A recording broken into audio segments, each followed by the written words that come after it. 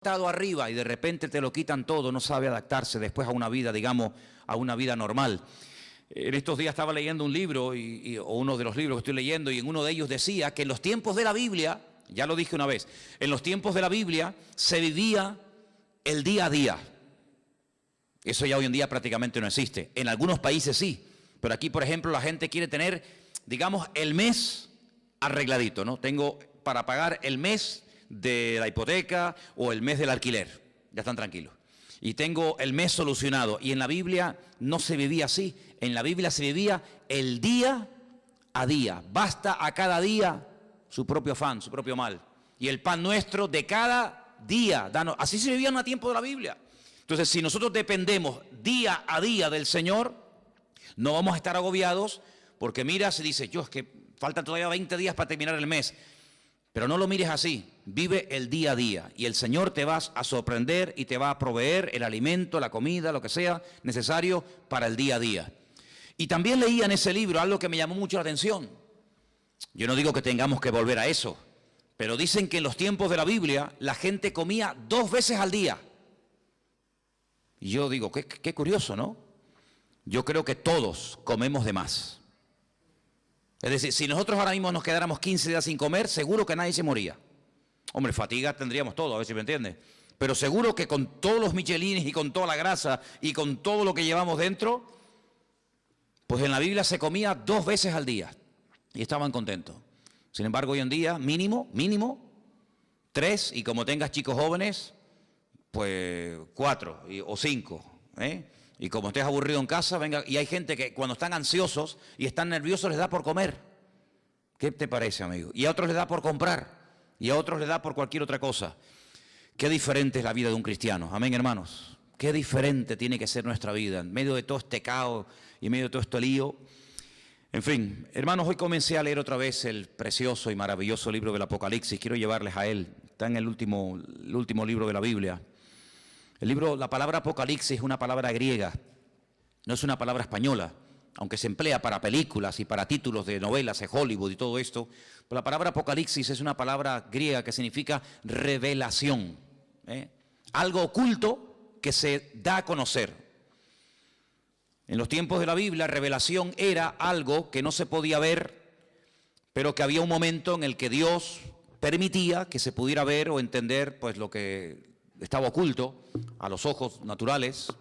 Por ejemplo, cuando se cogían los rollos, no eran libros, sino eran pergaminos, eran rollos, y cuando se abrían los rollos, ese acto de desenrollar el rollo, el pergamino para leerlo, a ese acto se le llamaba revelar, porque era algo que estaba oculto, no era como hoy en día. Yo veo que muchos de ustedes, y espero que todos, tengan su Biblia particular. Entonces lo que yo voy a leer hoy, usted en su casa lo puede leer cuando quiera, porque hoy en día todos tenemos Biblia. Por ejemplo, una de las cosas que quiero hacer este año, ya se lo anticipo, y estoy moviéndome un poquito y tengo que hablar con Margarita y tal, es hacer una campaña de distribución de Biblias. Por ejemplo, a mí me encantaría que este año nos pusiéramos todos de acuerdo y pudiéramos decir, vamos a repartir a lo largo del año, por ejemplo, por poner algo, 1000 Biblias. Entre los hermanos del norte y nosotros vamos a ponernos de acuerdo y distribuir 1000 Biblias. Entonces hoy me dio por meterme en internet y vi que hay Biblias enteras, del Génesis hasta el Apocalipsis, por $2.50. Y tú dices, pero ¿cómo puede ser tan barato una Biblia? Vamos a ver, no es una Biblia de cuero, una Biblia de estas preciosas, sino es una Biblia normal, sencillita, pero tiene lo mismo que una Biblia de esas grandotas. $2.50. Y tú te vas, por ejemplo, a un bar y te tomas un cortado y te cobran ¿cuánto? A veces, en algunos sitios me han cobrado ahí €1, que yo digo, madre mía, €1, un cortado y una cosita así. Pues una Biblia que te cambia la vida, una Biblia que es la palabra de Dios. El apóstol Juan dijo, yo no he escrito, él dice en su evangelio, yo no he escrito todo lo que le vi hacer al Señor. Y todo lo que él dijo, yo no lo escribí, porque si me hubiera puesto a escribir una por una todo lo que hizo y todo lo que dijo, en el mundo no cabrían los libros, porque hizo tantas cosas el Señor. Dice, pero estas palabras que yo les he escrito, las he escrito para que creyendo en ellas tengáis vida eterna. Entonces yo digo, un libro que te da vida eterna, un libro que te aclara dudas, un libro que te responde a preguntas, un libro que trae bendición a la familia, que trae bendición a tu vida, por $2.50, 2 cortados, como quien dice. Entonces yo pienso que sería muy bueno, y de hecho lo vamos a hacer, en este año ponernos una meta, no sé, 500, 600, 800, 1000 Biblias, y entre todos vamos a hacer una especie de campaña, ya les diré cómo tengo pensado hacerlo, para repartir la palabra de Dios. Porque hoy en día cualquier persona en su casa puede tener Biblia. Bueno, si ustedes van a mi habitación, pues yo no sé cuántas Biblias puedo tener, pues yo calculo mínimo 15 o 20 Biblias tengo que tener, como mínimo. Aparte Nuevos Testamentos y a lo mejor, ¿verdad?, en diferentes idiomas y tal. Pero en aquellos tiempos no.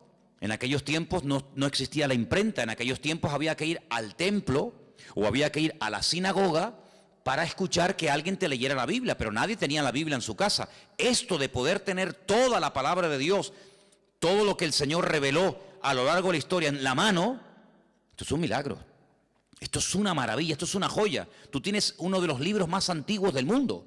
Tú tienes aquí palabras que Dios le dijo a Moisés hace 3500 años. Es una auténtica joya. Y este libro del Apocalipsis, gracias al Señor que lo tenemos, es un libro escrito por uno de los hombres que más conoció al Señor. ¿Quién lo escribió? Lo escribió Juan. ¿Pero Juan el Bautista o Juan cuál? Juan, el discípulo Juan. Pues Juan fue un hombre que vivió aproximadamente, vamos a redondear los números, aproximadamente 100 años. Hace unos días murió en Israel el hombre más longevo del mundo, 112 años. Le quedaron muy poquitos días para cumplir 113. Era un superviviente de uno de los campos de concentración de la Segunda Guerra Mundial. 112 años. Hoy en día no es normal que una persona viva tanto. Y tampoco ni siquiera en los tiempos de Cristo. Pero Juan se cree que aproximadamente murió con 100 años. Para poner números redondos.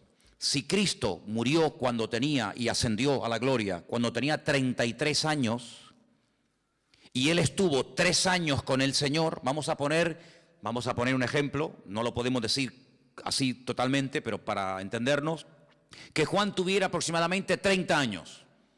Cuando el Señor lo llamó como su discípulo, Cristo tenía 30 años cuando comenzó el ministerio, pongamos que Juan tuviera 30 años. Si murió con 100 años, ¿cuántos años estuvo Juan predicando el Evangelio? 70 años. 70 años sirviendo al Señor. ¿Qué te parece? Toda una vida. Cuando él escribe el Evangelio, es un Evangelio muy profundo. Yo no sé si ustedes se acuerdan, yo estuve dando unas clases, unas lecciones sobre el Evangelio de Juan, y hay cosas que Juan dice que no las dice nadie.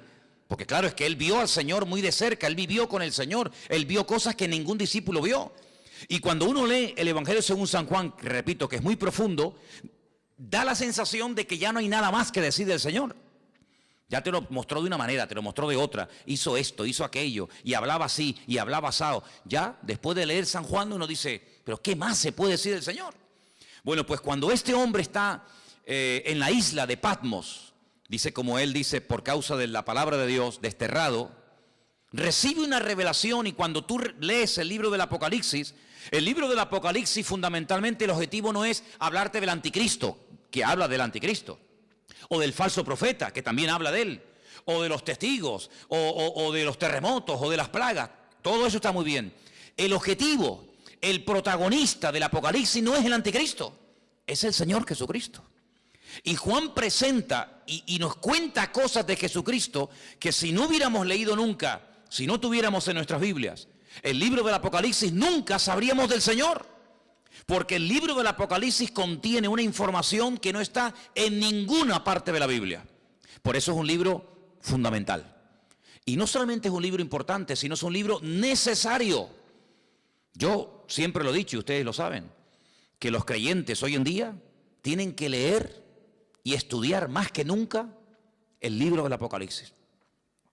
Y prestar menos atención a las noticias de la radio y de los periódicos y de la prensa, porque realmente las verdaderas noticias, las genuinas, las verdaderas, están aquí. No solamente en la Biblia, sino en el libro del Apocalipsis. El libro del Apocalipsis es un libro extraordinario, que nos da detalles tremendos, tremendos. Lo estoy leyendo otra vez, como siempre, ¿no? Detenidamente, estudiando las palabras y tal, y menciona muchas cosas del Antiguo Testamento. Por ejemplo, hoy leía acerca de los famosos 2 testigos. Los que habéis leído la poesía saben de lo que estoy hablando. Los que no lo habéis leído, pues dicen, no sé lo que es eso. Bueno, pues los 2 testigos son 2 personas de carne y hueso que estarán en los últimos tiempos predicando la palabra del Señor durante 3 años y medio.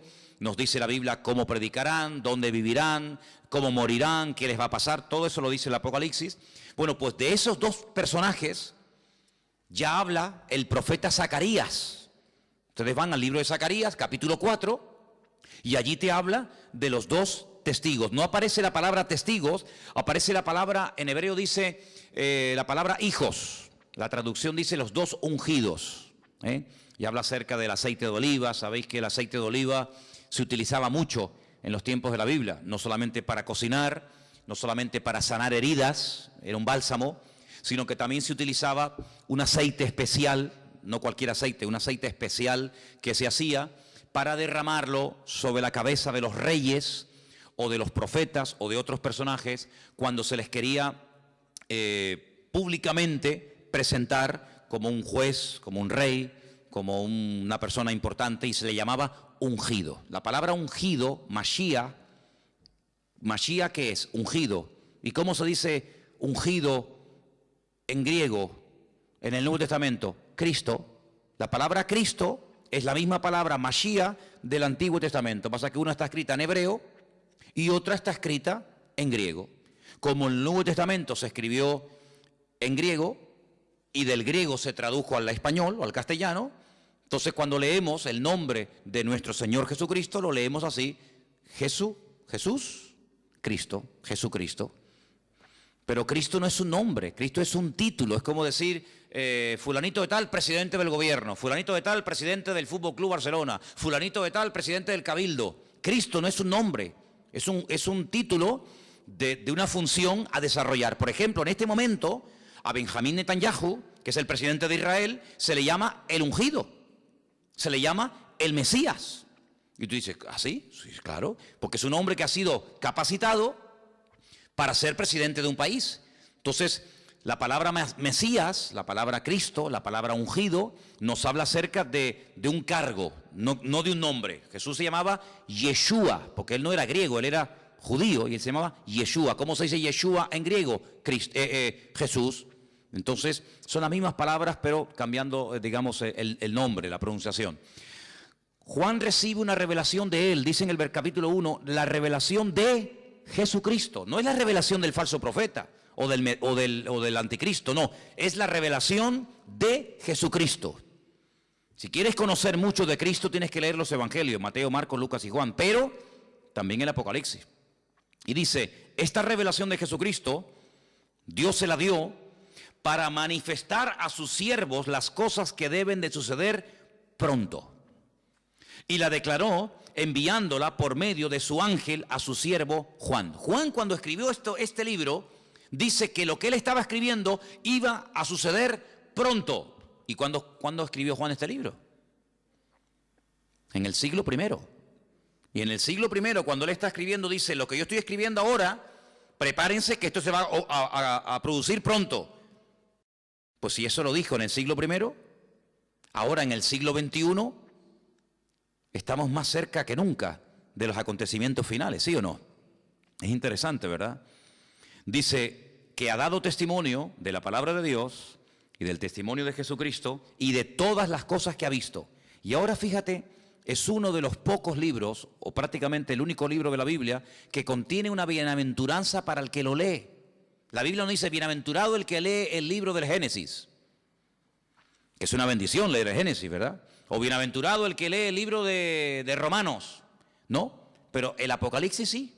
Dice, bienaventurado el que lee, los que oyen las palabras de esta profecía y guardan las cosas que en ellas están escritas, porque el tiempo está cerca. Es decir, que por leer el libro usted ya es bienaventurado. Por escuchar, por oír las palabras de este libro, usted ya es bienaventurado. Y si encima de leerlo, y si encima de oírlo, además usted lo cumple y lo guarda, triplemente bienaventurado. ¿Qué significa la palabra bienaventurado? Viene de una palabra hebrea que significa, es ashrei, que significa rico. La palabra rico está entroncada con la palabra bienaventurado. Un bienaventurado, espiritualmente hablando, según el concepto bíblico, es una persona rica, espiritualmente hablando. La riqueza bíblica, espiritual, no tiene nada que ver con la riqueza material. ¿vale? Hay personas en la Biblia que no eran ricos materialmente hablando, pero espiritualmente hablando eran multimillonarios. Y hay personas tremendamente ricas en la Biblia que la Biblia dice que eran unos necios. Así que la riqueza material muchas veces no tiene nada que ver con la riqueza espiritual. A veces la gente dice, ay, mira, no tiene mucha fe porque no tiene dinero, como si la fe se midiera por el dinero. Cuando yo siempre he dicho que es más difícil, mucho más difícil, vivir con poco que vivir con demasiado. ¿Sí o no? Si yo le doy a usted todos los meses 10.000 euros, que no los tengo, a ver si me entiende, pero si yo le diera a usted o le dieran a usted 10.000 euros, ¿sería muy difícil la vida para ti? Uy, ¿ahora qué compro? ¿Compro el jabón más barato o el más caro? ¿Compro el champú que está muy rico o compro el más baratito? No habría problema, porque cualquier persona, pienso que en un día, 2, media hora, se adaptaría a vivir con 10.000 euros por mes. ¿Sí o no? Sin ningún problema. Pero si a usted le dan todos los meses 200 euros, entonces sí hay que hacer numeritos, Yo creo que a la ministra, a la persona que nombre ministro de Economía, tendrían que nombrar en este país a un ama de casa. No a un político de estos que le van a dar 10.000 euros por mes. Eso lo hace cualquiera, no. Tendrían que nombrar a una ama de casa, una mujer que tiene un sueldo pequeñito, que saca a los hijos adelante. Yo nombraría de ministra de Finanzas o de, ¿cómo se llama?, de Economía en este país, a una ama de casa, porque esas sí que saben administrar el dinero. Esas sí que saben que el marido le da tanto dinero y le llega. Esos son. Aquí hay un montón de ministras de Economía y pasa que no las reconocen, ¿no? Bueno, pues Juan está allí en la isla de Patmos y uno dice, bueno, ¿y qué hacía allí Juan? Si Juan vivía en Éfeso.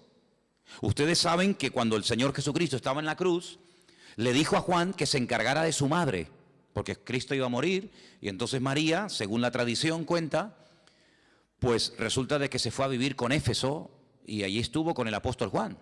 Pero Juan fue el único discípulo que murió de muerte natural, porque Cristo tenía 12 discípulos, uno se ahorcó, ¿sabéis, no? ¿Quién fue? Judas se ahorcó, se quitó la vida. Los otros murieron como mártires, unos crucificados, unos quemados, etc. Pero Juan, fue el único que murió de muerte natural. Y no es porque no quisieran matarlo, sino porque todo lo que hacían para matarlo no salía bien. Entonces los romanos decidieron ya tirarlo en la isla de Patmos, que la isla de Patmos es como la isla de Lobos, una isla de piedra, sin agua, sin nada. Allí lo botaron como un perro para que se muera de hambre. Dice que había unas canteras que mandaban a los presos a trabajos forzados y al que mandaban a Patmos de allí no volvía. Es como el que mandaban, yo que sé, antiguamente a las Guayanas, los franceses y toda aquella cosa, ¿no? Sin embargo, fue allí donde el Señor se le presentó y donde el Señor le dio un mensaje para todas las congregaciones de Asia Menor. ¿Asia Menor qué es en la Biblia? Cuando se dice de Asia Menor era Turquía, hermano. Ese país que está medio en Asia, medio en Europa. Un país que tiene más de 90 y pico millones de habitantes, un país musulmán. Allí en Turquía era donde estaban las famosas 7 iglesias del Apocalipsis. Éfeso, Esmirna, Pérgamo, Tiatira, la Odisea, Sardis. Entonces vamos a leer en el versículo 4, porque dice, Juan, a las 7 iglesias que están en Asia, gracia y paz a vosotros, del que es, del que era y del que ha de venir, y de los 7 espíritus que están delante de su trono, y de Jesucristo, testigo fiel, primogénito de los muertos, el soberano de los reyes de la tierra, al que nos amó y nos lavó de nuestros pecados con su sangre, y nos hizo reyes y sacerdotes para Dios su Padre. A Él sea la gloria e imperio por los siglos de los siglos. Amén. He aquí que viene con las nubes. ¿Quién? El Señor. Viene otra vez, Pero algunos dirán, pero no vino ya. Sí, ya vino, pero vino a morir. Vino como cordero sufriente. Vino para derramar su sangre por los pecadores. Pero ahora viene otra vez, pero no en relación con el pecado. Viene como rey triunfante, viene a establecer su reino sobre la tierra. Y dice que en esta ocasión todo ojo le verá. Oye, esto es tremendo, ¿eh? ¿Qué significa todo ojo le verá? Que todo ojo le verá. Que todo el mundo le va a ver cuando venga. En la primera venida no todo el mundo lo vio.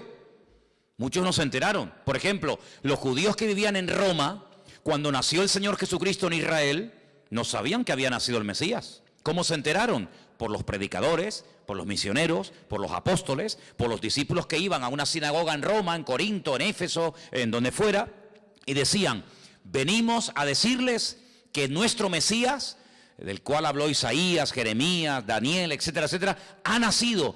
No me digas. Sí, ha nacido. Claro, no había radio, no había internet, no había televisión, no había nada. ¿Cómo se enteraba la gente? A través de los predicadores. Ahora se dan cuenta ustedes lo importante que era predicar. Por eso dice Pablo, ¿y cómo van a creer si no hay nadie quien les predique? No había Biblias, no había emisoras cristianas, no había radio, no había nada.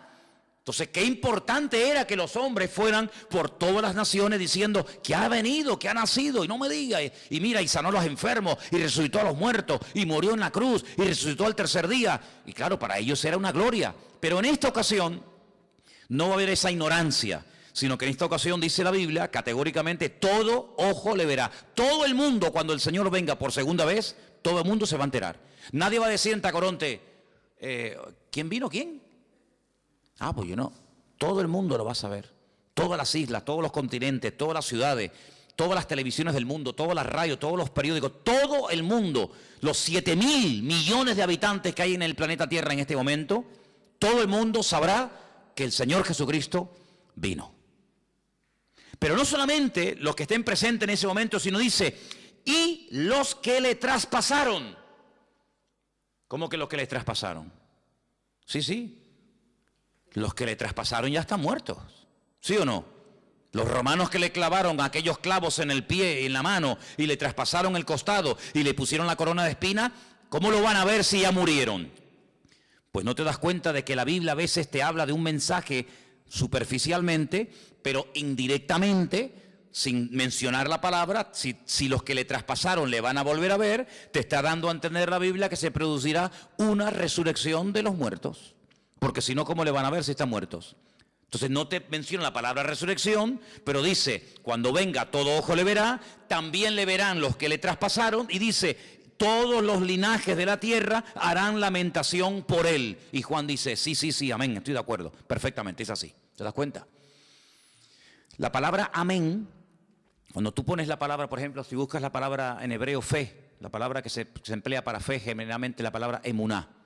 Emuná es fe en hebreo. Se puede traducir como fe o también como confianza, pero generalmente es fe. La palabra emuná, dentro de la palabra está la palabra amén. Si tú en hebreo hay algo muy bonito, y es que dentro de una palabra hay una, dos o tres palabras. Incluso a veces de una palabra, no de todas, cuidado, pero a veces hay palabras en hebreo que de una palabra puedes sacar 750 palabras diferentes. Y usted dice, ¿cómo? De una palabra, combinando las palabras, por ejemplo, poniendo la P aquí, la H allí, la M por acá, la L por allá, de una misma palabra, siendo combinaciones, pueden sacar hasta 750 términos diferentes. Entonces la palabra amén está dentro, tú la ves, tú ves la palabra emuná en hebreo y ves que pone dentro amén. Porque cuando decimos amén, cuando nosotros los creyentes decimos amén, que es un acróstico, pues estamos diciendo que tengo fe en afirmar lo que esa persona está diciendo. Cuando yo digo, hermano, el Señor Jesucristo vendrá, amén. Cuando usted dice amén, está diciendo de una forma resumida, tengo fe en lo que tú estás diciendo y lo firmo. Tengo fe de que el Señor volverá otra vez. Pero para no decir, tengo fe en que el Señor volverá otra vez, usted dice simplemente, amén. Y diciendo amén, usted afirma como que usted está de acuerdo con la afirmación que se acaba de decir. Por eso digo muchas veces, no diga amén a todo lo que se oye. Porque cuando usted dice amén a todo, quiere decir que está de acuerdo con todo lo que se está diciendo. Así que piénselo bien. Así que el Señor dice, yo soy el alfa y la omega.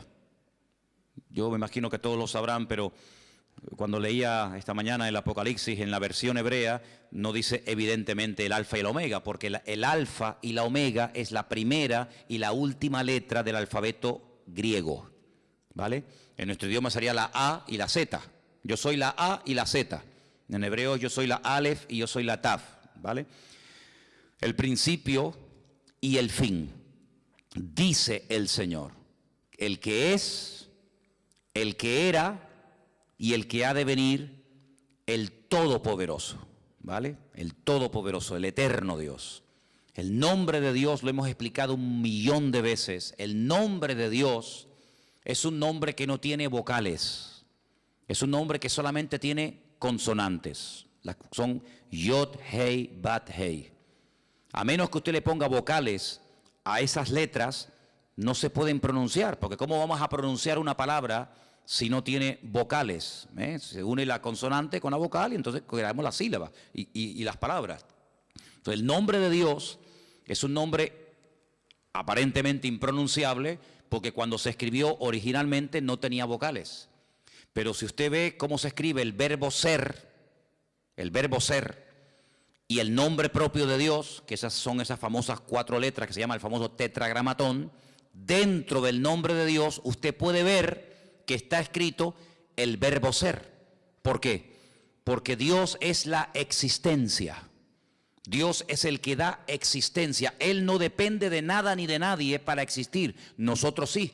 Si nuestros padres nos hubieran conocido y de esa relación no hubiéramos nacido nosotros, ¿de dónde hubiéramos salido? De ninguna parte. Luego nosotros somos los hijos de nuestros padres y los padres eran los hijos de nuestros abuelos y así sucesivamente. Pero si llegamos a Dios, y la pregunta que yo me hacía antes de aceptar al Señor, que ya lógicamente la tengo clarísima, pero en aquel tiempo me torturaba, era una tortura terrible, ¿de dónde salió Dios? ¿Quién lo creó? ¿Quién lo hizo? Porque en nuestra mente humana todo sale de algo. Este púlpito no apareció aquí, pum, y apareció, sino que este púlpito alguien lo tuvo que hacer. Luego cada vez que vemos algo, nos habla de que hay un diseño y alguien que lo ha hecho, ¿sí o no? Todo lo que vemos, dice, bueno, este púlpito lo hizo alguien y le dio esta altura y le dio estas medidas. El púlpito no decidió ser de esta forma, podía ser semicircular, podía ser más alargado, más ancho, más alto. Hubo alguien que dijo, no, lo voy a hacer así. Bueno, pues ese alguien lo formó y ese alguien lo diseñó. Y todo lo que vemos a nuestro alrededor, la silla en la que usted está sentado, alguien la diseñó, alguien la hizo.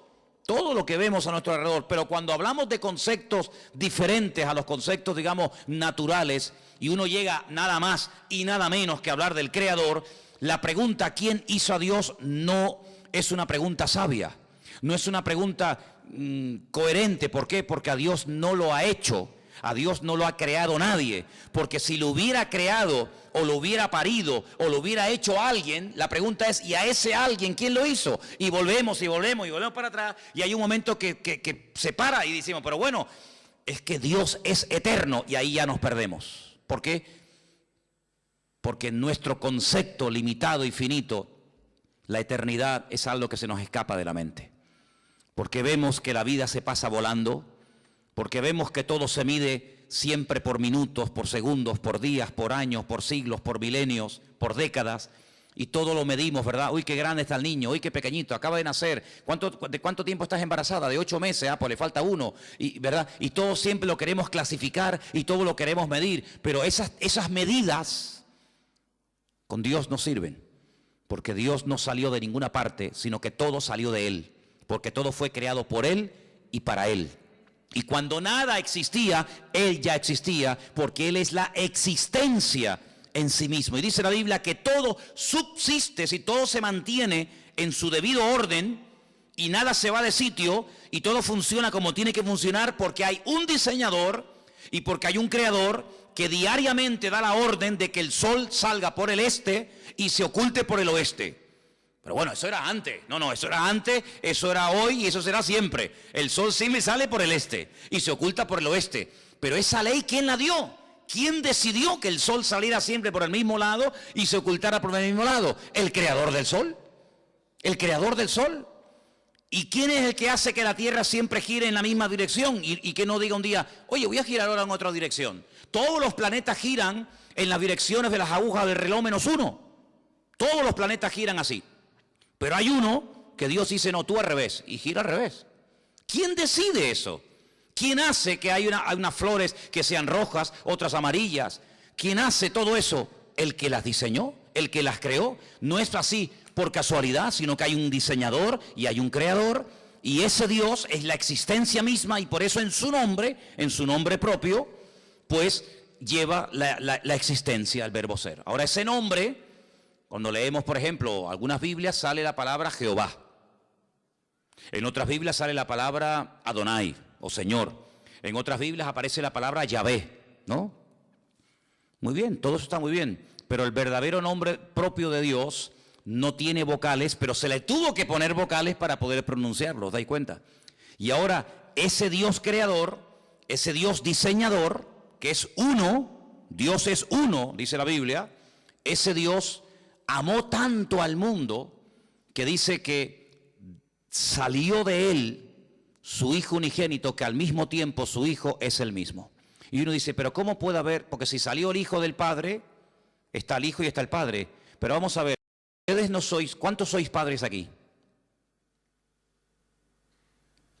Muy bien, o madres. Bien. Pero usted es madre y usted es hija al mismo tiempo. ¿Sí o no? Lo que pasa es que a donde yo voy, por ejemplo, cuando voy a la casa de mi madre, allí soy hijo. Pero cuando estoy aquí, aquí soy padre. Y cuando estoy en mi casa soy marido. Y cuando estoy aquí soy pastor. Y tantas cosas al mismo tiempo, sí, no pasa nada. No tengo que dejar de ser hijo para ser padre. Puedo ser hijo y padre al mismo tiempo. Y abuelo y bisabuelo. Abuelo por el camino que llevamos. Pero bueno, se puede ser muchas cosas al mismo tiempo, ¿sí o no? Pues Dios no tiene ese problema. Dios no tiene ese problema. Entonces, su hijo viene al mundo en forma humana. Claro, tuvo que venir en forma humana. Y por eso necesitó, pues, un estuche, un instrumento humano, como fue su madre. Y entonces, cuando él viene a este mundo y hace su obra, hace su ministerio, se registra en los evangelios su ministerio, pero hay muchas cosas que el Señor todavía no ha hecho. Hay muchas cosas, muchos cambios, muchas maravillas que tienen que ocurrir en la creación, en la naturaleza, en la raza humana, que no están en los evangelios. ¿Y a quién y dónde le reveló el Señor lo que todavía a él le queda por hacer? A Juan, en la isla de Patmos, a través del libro del Apocalipsis. Y esa información no era una información codificada, ¿eh? No sé cuántos de ustedes se acuerdan que antes había el Canal Plus, estaba codificado, ¿se acuerdan? Y si no tenías el descodificador, pues no veías la película o el partido de fútbol. Te hacía falta un aparato para descodificar una señal que tú en abierto no tenías. Bien, el libro del Apocalipsis no es un libro codificado, de tal manera que tú lo lees y dices, yo no entiendo nada. No, un momento. El libro del Apocalipsis es un libro que está muy claro, muy claro. El problema es que el lenguaje que Juan utiliza no es un lenguaje popular, no es un lenguaje que usamos cotidianamente, es un lenguaje alegórico, es un lenguaje de animales, de números y de colores, que si usted no está familiarizado con eso, usted no se va a enterar evidentemente de nada. Pero no porque el Apocalipsis sea el libro más difícil de la Biblia. No, el Apocalipsis no es el libro más difícil de la Biblia. Yo le puedo asegurar que hay otros libros de la Biblia que son más difíciles y más complicados que el Apocalipsis. Porque el Apocalipsis, lo bueno que tiene, que al ser el último, ¿me explico? Al ser el último en el canon, en la lista, toma elementos de otros libros que si usted los ha leído y los conoce, cuando llegues al Apocalipsis, ahora sé lo que es el dragón, ahora sé lo que es el caballo, ahora sé lo que es el león, ahora sé lo que es el oso. ¿Pero cómo lo sé? Porque he ido pasando por 65 libros que le preceden. Entonces, hermano, cuando usted hace todo el recorrido, claro, yo a nadie le aconsejo que se compre una Biblia por primera vez y se meta a leer el libro de Apocalipsis, porque puede tener pesadillas. Porque el pobrecito dice, madre mía, ¿y esto es la Biblia? Un dragón que sale corriendo detrás de una mujer, ¿verdad? Que echa fuego por la boca, el otro que 7 cuernos en la cabeza, dice, madre mía, ¿cómo está esta gente, no? ¿Verdad? Pero es que para poder entender el libro del Apocalipsis, primero hay algo que pocas veces se dice, pero es para mí fundamental. Y es que usted tiene que conocer al protagonista del libro del Apocalipsis. Y el protagonista del libro del Apocalipsis es nuestro Señor Jesucristo. Cuando usted lo conoce a Él, usted sabe, permítame la expresión, por dónde van los tiros. Eso es como cuando antiguamente, ya eso no existe, Pero cuando antiguamente los padres miraban a los hijos, ¿qué le estaba diciendo? Ibas de visita, ¿no? A una casa. Entonces tu padre se te quedaba mirando y te estaba diciendo, sin palabras, o te comportas, o te voy a dar un jaquimazo que te voy a poner la cabeza así para atrás. Con la mirada, era un mensaje telepático, ¿no? Te miraba así, y ya está, agachabas la cabeza porque te estaba diciendo, te voy a dar una que te vas a enterar, sin palabras, porque ya lo conocía. Pero esa mirada se la daba a lo mejor a otro niño y el niño ni se enteraba. Cuando tú conoces a tu marido, tú sabes cuándo está enfadado y cuándo está de buen humor. Por eso hay mujeres que dicen, ahora no le digas nada, espera mañana. No, yo le digo ahora. No le digas ahora porque encima vas a cobrar. Espérate a mañana, que ya verás como mañana es otro ser humano. En la Biblia hay momentos en los que si usted no conoce al autor, usted no se va a enterar del espíritu, de la actitud, de por qué el Señor dijo eso. Y esto que le estoy diciendo no es broma, porque dice la Biblia que cuando Pedro estaba afuera con los romanos calentándose en el fuego, ¿se acuerdan? Que llegó aquella chica y le dijo, mira, acá hay otro, este es uno de ellos. Y él decía, no, yo no soy de ellos. Lea usted en la Biblia, y hay un momento en el que dice que la mirada de Cristo se cruzó con la de Pedro. Cristo le dice así. Tú estás diciendo, no, yo no le conozco, y Cristo le dice así. Y se le quedó mirando, y dice la Biblia, lea esto, léalo, es tremendo. Dice, y saliendo lloró amargamente. ¿Qué mirada le habrá lanzado el Señor? No, yo no le conozco, yo no sé quién es, yo no quiero saber nada de ese hombre. Diciendo, ay, Pedro, que tú no me conoces a mí, Pedro. ¿Pero qué estás diciendo, criatura? Lo rompió, ya con la mirada dijo, madre mía, lo que estoy así, salió corriendo y se echó a llorar porque no pudo aguantar aquello, una mirada que lo rompió, ¿verdad? Que lo rompió. Entonces, cuando uno va al libro de Apocalipsis, uno puede leer comentarios y puede preguntar a este y al pastor tal, y puede leer, pero si tú no conoces al autor, el libro te va a sonar a chino. Y que yo sepa aquí, nadie sabe hablar chino. Pero cuando tú conoces al autor, tú captas y lo ves al Señor por todas partes. Porque te vuelvo a repetir, el objetivo del Apocalipsis no es levantar y el protagonista, el anticristo, el falso. No. El protagonista del libro del Apocalipsis es el Señor Jesucristo. Y todo lo que pasa, todo lo que ocurre, las tragedias, los terremotos, las catástrofes, las guerras y esto y aquello, todo siempre apunta a un objetivo, y es que el hombre reconozca que el Señor Jesucristo viene pronto. Te habla de una manera, te habla de otra forma, te habla por aquí, te habla por allá, para que el hombre entre en razón y para que el hombre entienda que no puede hacer con su vida lo que le da la gana, para que el hombre entienda que no es dueño de sus actos. Cuando nosotros creemos que somos dueños de nuestros actos, nos estamos proclamando como si fuéramos dioses. Yo hago lo que me da la gana. A mí nadie me tiene que decir nada. Es como si tú fueras Dios, porque a Dios nadie le tiene que decir nada. Pero cuando tú actúas así, estás actuando como si tú fueras Dios. A mí nadie me tiene que decir nada. Pero ¿cómo que nadie nos tiene que decir nada? Claro que nos tienen que decir muchas cosas. Entonces, en el libro del Apocalipsis, Juan, a un viejito de 100 años, que lleva 70 años predicando el Evangelio, le dice, Juan, escribe, ponte a escribir lo que vas a ver, lo que ya has visto y lo que te voy a contar. Y entonces él empieza a escribir y a escribir y a escribir cosas tremendas.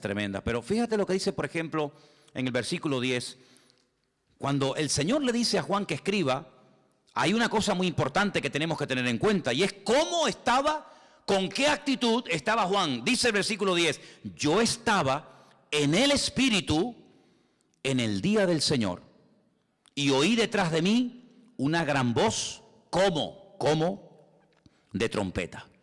Juan no estaba despistado, Juan no estaba quejándose, Juan no estaba con una mala actitud, sino Juan dice que estaba en el Espíritu.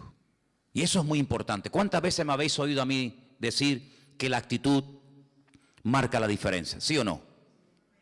Es muy importante. Estar centrado, estar pendiente. No, mira, ahora no me hables, que ahora estoy pendiente de la palabra. No, ahora no quiero saber nada. El móvil, ¿para qué quiero yo un móvil ahora? No me hace falta el móvil para nada. Ahora me está hablando el Señor, estoy con su palabra. Él estaba en el Espíritu. ¿Tenía motivos para quejarse? Hombre, humanamente hablando, sí. 100 años aquí botado como un perro, sin agua, sin comida, sin hermanos, sin iglesia, sin amigos, sin nada. Y mira cómo me has tratado, y mira no sé qué, y te he servido para qué. No le dio lugar a eso. Él estaba en el Espíritu.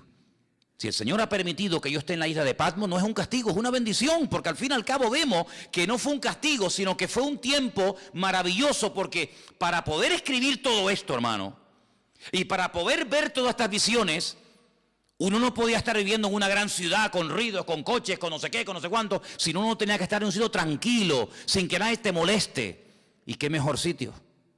¿Qué mejor sitio que la isla de Patmos, donde tienes tiempo para pensar, para orar, para meditar? Y aquí, sin que nadie te moleste, aquí te voy a dar la revelación más grande que jamás ningún ser humano ha tenido en esta vida. Luego vemos que el famoso refrán, que no hay mal que por bien no venga, se cumple perfectamente en la vida de Juan. Hace muchos años yo leí un libro de un pastor que tuvo un accidente y se le partió una pierna y estuvo un buen tiempo en cama, escayolado, sin poder moverse. Y los primeros días de ese accidente él comenzó a quejarse. Señor, ¿y por qué? Tenía que predicar en esta iglesia, me habían invitado a viajar a no sé qué sitio, me habían invitado a no sé qué y ahora no puedo tal. Y empezó a quejarse hasta que pasaron los días y le dijo, Señor, si tú has permitido que yo esté aquí parado sin hacer nada, ¿qué propósito tienes tú, Señor? Y ese hombre escribió un libro con su testimonio, con sus experiencias, y cuenta él que fue un libro que bendijo a muchísimas personas.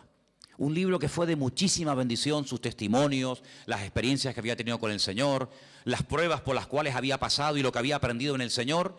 Y dice, yo conseguí más bendición y logré bendecir más a la gente con aquel libro que con 1000 predicaciones, viaja por aquí, viaja por allá, entra por aquí, entra para allá. Y él entendió que el Señor lo paró, ¿sabes?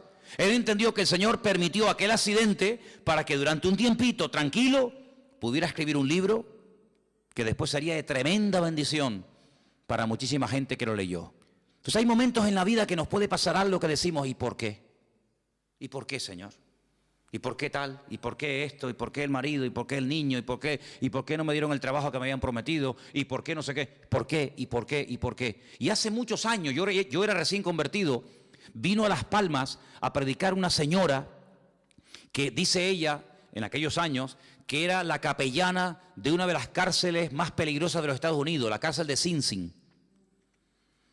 Y esta mujer empezó a predicar y yo te puedo asegurar que no todo, pero por lo menos la mitad del mensaje me lo aprendí de memoria.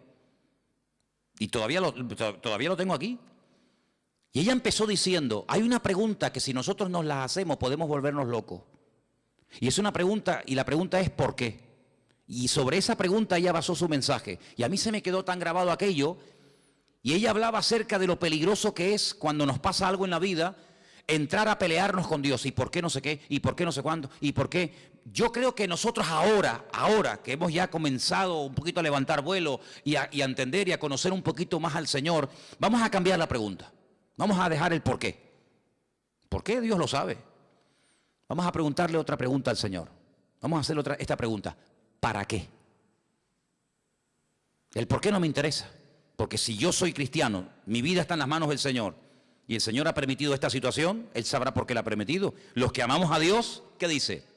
Todo ayuda para bien. Luego, el por qué no me interesa. Mi Dios sabe lo que hace conmigo, pero ¿para qué has permitido esta situación? Entonces, cuando comenzamos a indagar y a orar y diligentemente le preguntamos ¿para qué? El Señor nos va a dar muchas respuestas. ¿Para qué me has traído a Patmos? ¿Para morirme de hambre? No te vas a morir. Porque ¿quién te trajo a Patmos? ¿Los romanos o lo permití yo? ¿No se acuerdan ustedes un día en la cárcel en Israel que estaba Pablo? Y dice la Biblia que el Señor se le presentó y le dijo, Pablo, escucha bien, tú has dado testimonio de mí aquí en este país. En todo Israel te conocen. Todas las sinagogas del país te han oído. Eres un rabino famoso. Eres uno de los mejores discípulos de un tal Gamaliel, hijo de Gilel, uno de los mejores rabinos de toda la historia. Pero ahora es tiempo de que salgas de tu tierra y te vayas a Roma. Y quiero que allí en Roma prediques mi palabra. Pero si estoy preso y tú me dices que me vaya a Roma, ¿cómo me voy a ir si no me van a dejar salir? Estoy encadenado. Pero Pablo, escucha una cosa, tú eres ciudadano romano, no te olvides. ¿Y? Mañana cuando te saquen y te hagan el juicio, cuando te vayan a interrogar, tú vas a decir que tú como ciudadano romano, tú tienes el derecho que no todo el mundo tiene de apelar al César. Es decir, yo quiero que me juzgue, que mi juez sea el mismísimo César. Tú lo puedes pedir porque tú eres ciudadano romano. Entonces cuando él sale de la cárcel por la mañana, lo van a interrogar. Un momentito, quiero decir algo. ¿Qué quiere decir usted? Yo apelo al César. Quiero que el César sea mi juez. Claro, este que es un juez inferior dice, pues entonces si usted ha apelado al César, no te preocupes que usted irá al César. Llévenselo. Lo montan en un barco. ¿Quién? Los romanos. Y lo llevan a Roma. No fue por el camino y porque me llevan a Roma. No, porque el Señor quiere llevarme a Roma, pero como yo no estoy libre ahora, que me puedo comprar el pasaje, ir a donde quiera, pero le doy la vuelta a la tortilla. Y en vez de utilizar mi libertad, uso mi, entre comillas, encarcelamiento, pero ahora ellos me van a pagar el pasaje. No me voy a pagar ni el pasaje. Me van a pagar ustedes el pasaje, me van a pagar ustedes la comida y me van a llevar al mismísimo César de Roma. Pero ¿quién va a ir a darle testimonio al César de Roma? ¿Quién? ¿Uno por la calle? No. O un preso o uno que pertenezca a la corte de Roma. Entonces, si no eres de la corte de Roma, pero eres un preso con ciudadanía romana, tienes derecho a que te juzgue el César de Roma. ¿No os dais cuenta que todo ayuda para bien? ¿Dónde nació Pablo? En Tarso. ¿Qué era Tarso? Una pequeña colonia romana. Y dice que las personas que estaban allí, a través de su padre, él obtuvo la ciudadanía romana. ¿Quién sabe si en algún momento Pablo, como judío fanático que era en aquel momento, habrá dicho, ¿y yo para qué quiero la ciudadanía romana? ¿Yo para qué quiero ser romano? Ahora no lo entiende. Estos asquerosos romanos, este imperialismo que ha venido aquí a dominar nuestra tierra. Sí, pero estos, el día de mañana van a ser el instrumento que Dios va a utilizar para llevarte nada más y nada menos que a Roma, al hombre más poderoso de la tierra. Y allí fue. Entonces no nos damos cuenta de que la vida es como un gran puzzle, como un gran rompecabezas, donde tú miras para atrás y dices, ahora entiendo aquello y esto y lo otro, y por qué se conoció este, y por qué pasó esto. Y entonces si tú te dejas llevar por el Señor, te vas a dar cuenta de que Juan lo llevaron los romanos, pero porque en el fondo el Señor quería que Juan estuviera en la isla de Patmos, y allí tranquilito, sin que nadie te moleste, vas a recibir la revelación más grande que jamás has recibido en tu vida. Pero escucha bien esto, hermano, porque vamos terminando, para no alargar demasiado. Antes de darte revelación para otros y antes de darte mensaje para iglesias y para pastores y para otras personas, el primero que tiene que recibir el mensaje eres tú. Porque la tendencia de que siempre tenemos algo que decirle a fulano o a mengano, yo no digo que esté mal, pero el primero que se tiene que aplicar el mensaje es el que lo da. Luego, yo te voy a dar mensaje para la iglesia de Éfeso, mensaje para la iglesia de Tiatira, mensaje para la iglesia de la Odisea, etcétera, etcétera. Pero el primero que tiene que verme a mí eres tú. Porque si tú le dices a los demás qué hacer, pero tú no lo haces, entonces no estás viviendo el mensaje. Y eso es algo que tenemos que tener muy claro en la vida. Primeramente, aplicarnos la palabra. Primeramente, conocer nosotros al Señor para después tener autoridad para decirle a otras personas que conozcan al Señor. ¿Qué Señor quieres que conozcas si ni siquiera tú lo conoces? Tengan fe en el Señor, pero tú estás viviendo con fe. Por eso, hermano, las experiencias que pasamos en la vida nos están capacitando. ¿Para qué? Para que después cuando vayamos a otras personas que están pasando por el mismo o parecido problema que yo he pasado, podamos entenderlos. Por eso yo muchas veces digo, cuando alguien se hace la pregunta, ¿en qué forma tú me quieres utilizar? ¿Con qué tipo de gente tú me quieres utilizar? Analiza cómo ha sido tu vida. ¿Con qué tipo de gente tú te has movido generalmente? Por ejemplo, hay personas que se han movido toda la vida en el mundo del deporte. Pues ya está, más claro agua. Ese es el terreno en el que Dios a ti te va a utilizar en un nivel donde este y este y este jamás van a entrar. No le van a hacer ni caso. Pero tú que eres un deportista, te vas a mover en un nivel donde todo el mundo te conoce, tú sabes lo que es una lesión, tú sabes lo que es un campeonato, tú sabes lo que es el sacrificio, ese va a ser tu campo de misión. Hay otras personas que a lo mejor son médicos, no tienen nada que ver con el deporte, pero conocen a una serie de personas que se mueven en el mundo de la medicina. Ustedes saben que los médicos hablan de un lenguaje que le están diciendo a otro colega que te estás muriendo y tú ni te enteras porque se están hablando en clave. Ahí es donde Dios te va a utilizar. ¿Con qué tipo de gente? ¿Qué tipo de inclinación tú has tenido? ¿Qué tipo de experiencia, de prueba? ¿Qué tipo de dificultades tú has tenido? Por ahí van los tiros, por ahí donde el Señor te va a utilizar. Claro, Dios te puede abrir nuevos campos, claro, siempre lo hace, pero generalmente utiliza tu pasado para que después tú en el futuro puedas servir al Señor con efectividad.